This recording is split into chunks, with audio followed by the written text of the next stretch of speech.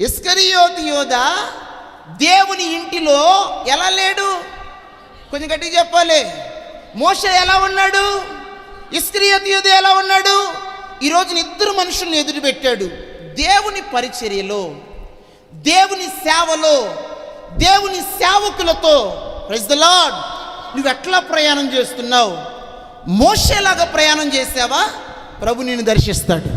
ఆమేన్. మోషేలాగా శ్రమ ఇచ్చావా? ప్రభు నీ గురించి సాక్ష్యం చెప్తాడు. ధైర్యంగా చెప్తున్నాడు. ఇన్ని లక్షల మందిని విడిచిపెట్టి, ఇన్ని లక్షల మందిని ప్రక్కన పెట్టి పర్టికులర్గా నత్తివాడైన మోషే గురించి చెప్తున్నాడు. మోషే మీరు అనుకున్నట్లు అందరిలాగా కాదు. Praise the lord. మోషే మీలాగా మాట్లాడేవాడు, మోషే మీలాగా ఆలోచన చేసేవాడు, మీలాగా దుర్బోధులు ప్రకటన చేసేవాడు కాదు. మోషే ఎవరు తెలుసా? నా ఇల్లంతటిలో. చేతులెత్తి గట్టిగా ఒక్కలు చూద్దామా. మోషే ఎవరంట? మోషే ఎవరంట? నా ఇల్లంతట్లో. ఈ సాక్ష్యం ప్రభు నీకు ఇచ్చునుగాక. ఈ సాక్ష్యం ప్రభు మనకిచ్చునుగాక. విచిత్రం తెలుసా? నేను వెన్నుపోటు పొడుస్తున్నానులే, నేను అమ్మేస్తున్నాను, నాకేంటి, నాకు దెబ్బ వస్తుంది, నాకు పేరు వస్తుందని మనసులో విర్రవీగాడు. ఇదిగో నేను ప్రకటిస్తున్న